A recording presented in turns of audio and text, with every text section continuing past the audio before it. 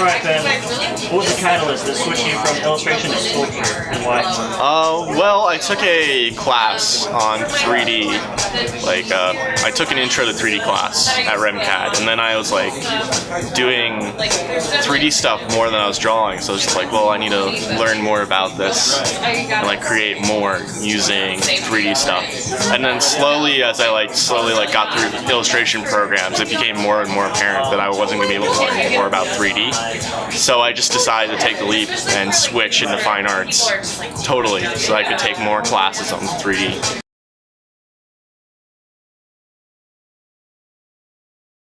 Pretty confident. My 3D stuff has been way better received than my 2D stuff. What has the support been like from your friends and your family? I have a really supportive family, and my friends are mostly supportive. But no, they're really supportive, and I love my friends. Do you see any similarities between your illustrative work and your sculptural work at all? Sometimes there's like this macabre horror kind of humor that comes out of it, both pieces. Like I have my 3D stuff, and then I have my 2D stuff, and they're both weird. Where do you draw your inspiration from? I draw a lot of my inspiration from a lot from movies, like all the Godzilla movies, and a lot from John Carpenter movies, like The Thing, and just body horror in general. A little bit of David Lynch in there. What about your first art shows? How'd those go? Is there any difference between the show that we're currently in?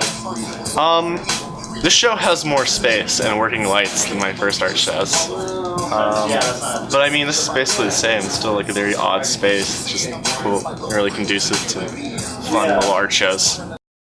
Where do you see your pushing your current sculptural work to in the future? Where do you see yourself going? To the moon. I mean, I'm gonna go bigger and better.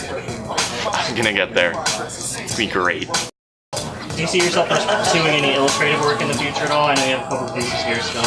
I mean, that's always in the cards. I just don't want to draw right now. Would you rather fight one horse-sized duck or 1,000 duck-sized horses? Obviously 1,000 duck-sized horses. I mean, that's just easier than that. A duck has like a 9-inch corkscrew penis that you can eject from its body at will. Now imagine that as like a horse-sized duck. That's like a 9-foot penis, corkscrew penis that just ejects from its body. That is definitely something I don't want to fight. Like 9 duck-sized horses, that's like no problem. Just kick them.